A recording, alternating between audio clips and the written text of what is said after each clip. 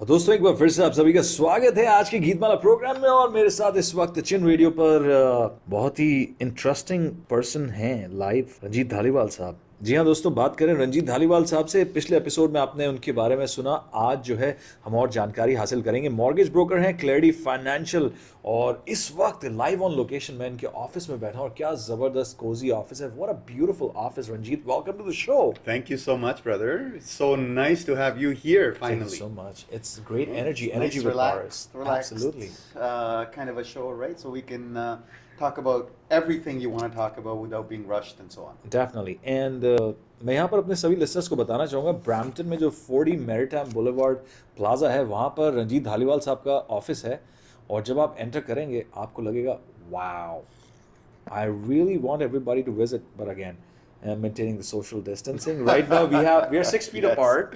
We we got are. our masks on. Yes, और मैं यहाँ पर ये बड़ा इंटरेस्टिंग सा बात बताऊंगा। रंजीत से जब आप मिलेंगे आपको लगेगा नहीं, but he is all about numbers. He loves to crunch numbers. I can see in his office walls. Literally, the glass is filled with numbers. It is filled with numbers, and he loves numbers. And that's what the field which he went in, and he's been so successful. So tell me, are you a mathematician, or you just love crunching numbers and helping people? and you know that the first time I took calculus, I failed it.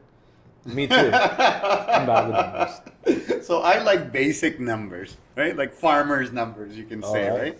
But I do believe that most people don't do these basic numbers when they're buying some investments. Yeah. Or even any type of investment strategy. Yeah. A lot of people don't do it. Like our family is a classic example. Yeah. In the last episode, we talked about how we came here in 1983 and so on. And we actually ended up getting a gas station. We bought a gas station at the absolute worst time in 1989. And that is when the market was about to crash, right? Yeah. So we bought it at the worst time and we sold it at the worst time because the family never did numbers. They're like, oh, this guy told us this is a great deal, this and that, based on our trust with him. This is what we went for. Again, zero research whatsoever. And I actually used to go work at that gas station, Paris. I used to work. Remember we talked about me working at the Royal Bank? Yes. This is while I while I was working at Pizza. Yeah. Remember, at the age of, I guess I was in grade 13 at the time. 13. So after grade 13, I went to university, and then I would still work at Pizza. And then I work would at the still gas work station. at the bank. So I would work on Thursdays at the bank from 4 to 8 roughly, and then Fridays 4 to 8, and then Saturdays from, let's say, around 8:30 till about 3 o'clock. And then from 5 in the afternoon until 3 in the morning, I would work at Pizza. And then the next day, a couple hours sleep, and then you'd have to show up at Shelburne, Ontario, which is about an hour north. I know where Shelburne is. okay, I've been nice. there. Shelburne's getting pretty popular these Pretty days, by the popular. way, right? Yes. And so we owned the Petro-Canada there, and then me and my cousin Harpy's a dentist now, and we used to go work there, and we used to get paid like nothing, like $5 an hour and stuff, right? So we would open the gas station at 8 o'clock, so we'd leave at 7 here, get there at 8 o'clock in the morning, open it at 8, and then shut it down at 10 o'clock and get home by 11. So all within about 3 days, I would do more than, I think, 40 hours worth of work, besides going to university and then being part of being a vice president at Vice President Corporate Relations for ISAC, the largest student-run organization on the planet, and this was a York University chapter. Yeah, I was doing A lot of hours, very less money. But let me ask you, weren't those great memories that you cherish till today? And we are talking right now in 2020 about those memories. 100%. They You were learn amazing so memories, much. right? Amazing memories. And the funny thing is, after all these years, I have some of my old buddies that I used to work with. These were my mentors, right? These You are met people- some amazing, coolest people during that time. Yeah, so some of these guys were my mentors, and then now they come and mentor me. Yeah, wow. And they're like, hey, show us, you've done really well and all that. I do all their mortgages. This is people I've known from 1988 or something like that, right? How many families approximately have you helped in the last 25 years? Thousands of families, brother. Thousands. Thousands, maybe tens of thousands. We've done literally hundreds of millions, if not billions of dollars worth of mortgage transactions since 1995. Any interesting stories that you want to share? Um, कुछ तो ऐसी बहुत सारी deals होंगी जिसमें आपको so challenge भी many, लगा होगा और so मजा भी आया होगा. many, so many stories. I don't want to pick any one particular person, but a lot of the times, I guess, people come see me, and sometimes they're living in a basement, and they've got money. give you one example. I had this family. They came to see me. I think it was about 2006 or something. Uh-huh. And they'd been living in a basement for over 10 years. Might have been 15 years or something. And they couldn't get a mortgage. Every time they would go and to the bank, they would say, hey, your debt servicing ratio is too high. And poor people, and then, 2-3 years would pass by, and they wouldn't go see the banker again because they're intimidated and so on. They eventually listened to one of our shows with Mr. Soda, and they came to see me, Pakistani family, and they had very good income. Okay. They had a lot of debt. Okay. And then I had to figure out a way to deal with this. So I already knew about a particular program called the RSP Home Buyers Program. Uh-huh. So what we had to do is we had to totally re-engineer, because they didn't have the down payment. They had a lot of debt, and the debt payment was too high, and the bank would say that, hey, if we give you a mortgage, your debt servicing ratio is too high, and then they would be discouraged. And so what I did was, I totally tried to rethink out of the box. And then what I thought about is, okay, you know what I'm going to do is I'm going to get them an RSP loan for $40,000. Okay. That RSP loan can be amortized over 10 years. So the payment on that is low. Okay. And now, so they could qualify for that RSP loan, Correct. but they couldn't qualify for the mortgage, for like a $400,000 mortgage. And then once I got them the loan, now you're allowed to cash in your RSPs if you're a first-time buyer, and there's definitions of who's a first-time buyer, and there's other people that fit into that definition too, that have actually already owned the house. And then, so it had a low payment, and then after 90 days, as long as you have a purchase agreement, Yes. you can take out that money under the first time home buyers program. What most people weren't aware of is that it doesn't necessarily have to go down payment. You can use that money to do whatever you want. So I used that money to pay off their debt.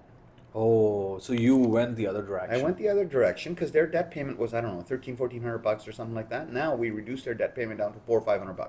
So I'm sure their credit score went up pretty fast. And credit score went up, but also their debt costs went down because they were paying 18% and so on, whereas they started paying like 6-7% at the time, because at that time prime rates were high. Correct. And maybe it might have been 5-6% they were paying.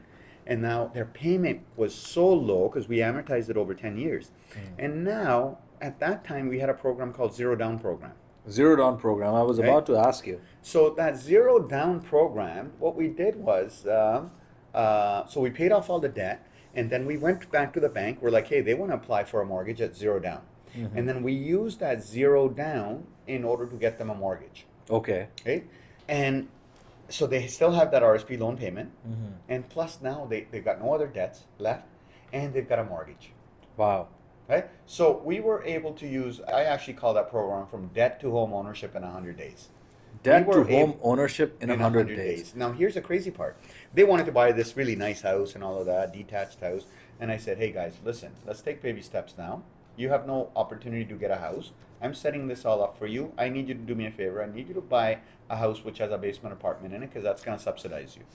So now, not only were they able to buy the house, they were able to lower their monthly payment. Correct. And not half, maybe about 35% of that payment was going towards principal. And their house was going up in value. Yes. So that is what we And the basement engineered was for rented, them. right? And then we rented the basement So out. you At that engineered- time, the basements were renting for about $800 or so. $800. And but that helped them pick up about $200,000 worth of mortgage. Yes. Like almost half the mortgage. Yep. Yep. Right? So that was a great program that we had. Zero down program. Do you still have it? We do. There's no official Yeah, but there's no official zero down program, but we use that same RSP Home Buyers program in order to do that zero down. Oh, okay. Okay? There's no even flex down program. We used to have a flex down where you can borrow from your line of credit and so on. So government's kind of getting rid of some of these. So we have to kind of design things for certain Structure, engineer for certain people's situations, different situations. Anytime that you felt helping, and I want to tell all my listeners that Ranjit Dhaliwal is so busy, we are sitting in his office and his phone cannot stop ringing. Sorry. So thank you for not putting it on silent. It's on the record. Nice. दोस्तों बहुत सारी बातें रंजीत धालीवाल साहब हमें बताएंगे इस episode में। इनका नंबर एक बार फिर से नोट करें, क्लैरिटी फाइनेंशियल इनकी कंपनी का नाम है। इनका ऑफिस बहुत ही खूबसूरत ऑफिस है, बहुत ही शानदार ऑफिस है, जहां इस वक्त हम बैठ कर ये एपिसोड लाइव रिकॉर्ड कर रहे हैं। वो है 40 मैरिटाइम बुलेवार्ड में क्लैरिटी फाइनेंशियल का office. 40 Maritime Ontario Boulevard, unit number 33. Unit number 33. Exact. And it's basically at the corner of Airport Road and Queen Street in that Home Depot Plaza. ऐसा लगेगा आपको कि आप बैक होम आ गए हैं इस प्लाजा में आते ही, चाहे इंडिया हो, पाकिस्तान हो, नेपाल हो, आपको लगेगा। एक बार नंबर नोट करें, 905-791-8000, 905-791-8000 इनका नंबर है। info@clarityfinancial.ca इनका ईमेल है, और या फिर आप लॉग ऑन कर सकते हैं clarityfinancial.ca पर। एंड रंजीत जो हैं वो बहुत ही अच्छी पंजाबी भी बोलते हैं, right? Very good Punjabi, by the way, that people get shocked a little bit. मैंने पता तुसी पंजाबी बोल लेंदे हो, नहीं?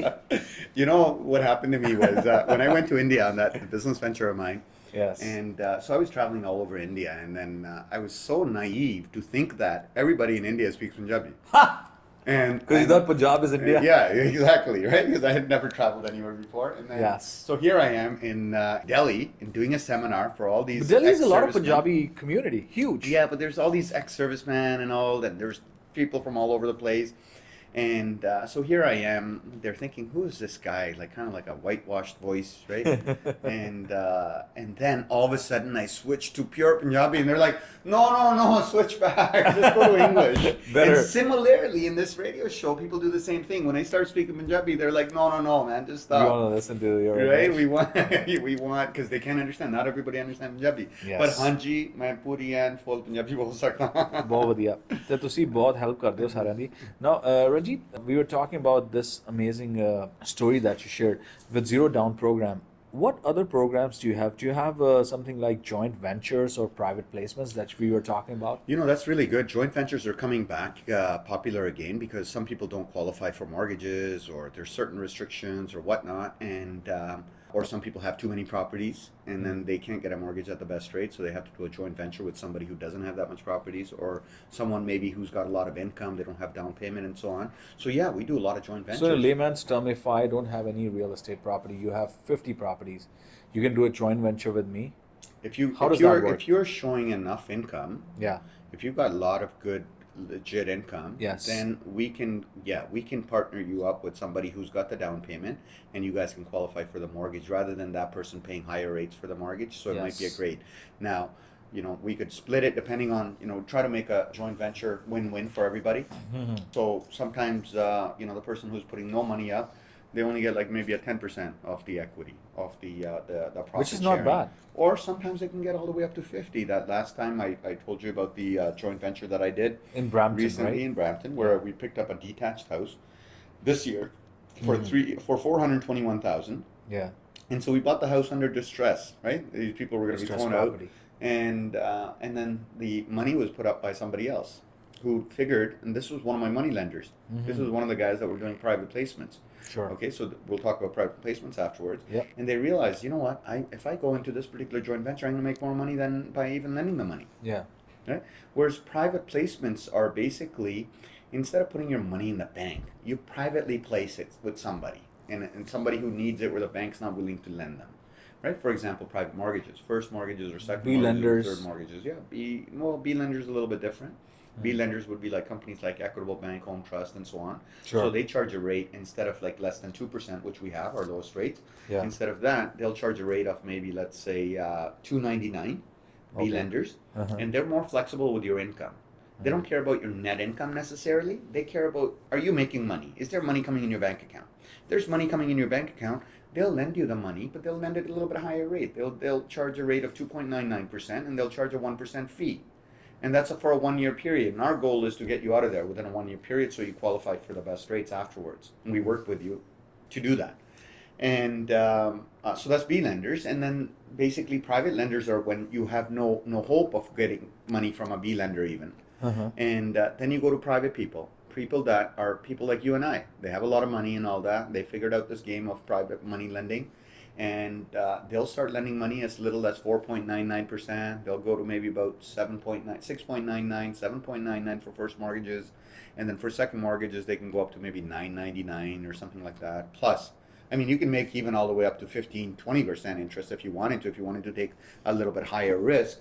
But I tend to advise people not to take on that much risk. Take a little bit less return. Have peace of mind. These are guaranteed returns. Right? So one thing I always say is the people that got money is that you don't want to be stressed about your investments. What's the point of having money if you're going to be just continuously stressed about it? So go into an investment that is almost foolproof. Protect yourself like the way that Warren Buffett and guys like Bill Gates protect themselves.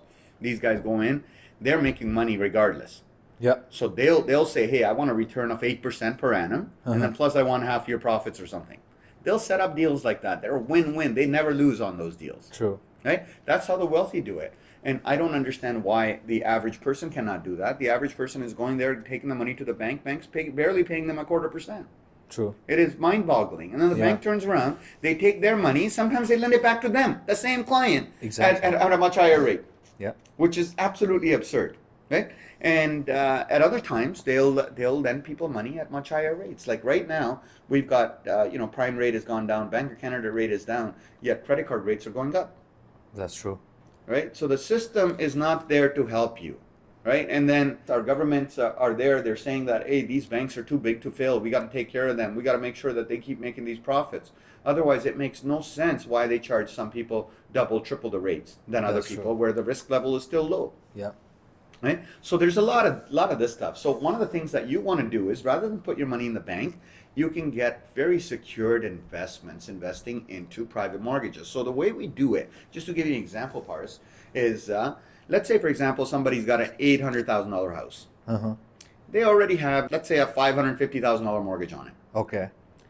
And now the client, they need maybe $50,000, maybe let's say $100,000 they need. Now, if they go to break their mortgage, the $550,000 mortgage, maybe their penalty is $30,000, $40,000. By the way, people that have locked in, which we have always advised them not to lock in to fixed rate mortgages on this radio show, especially with the big banks, the big six. Because if you lock in with them, people that have locked in even earlier as this year, some of them have penalties of $30,000, $40,000.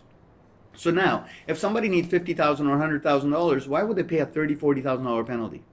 It doesn't make any sense. Doesn't make any sense. You're much better off paying a 10, 12% rate, even a 15% rate. You're better off paying that than to do any of that stuff, because you might need the money for 1 or 2 year period, right?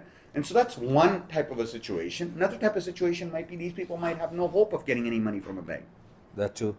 Right? If that's the case, they need the money. Maybe they can turn around. Maybe they're business people. They can use that $50,000 and maybe they can make $100 out of it.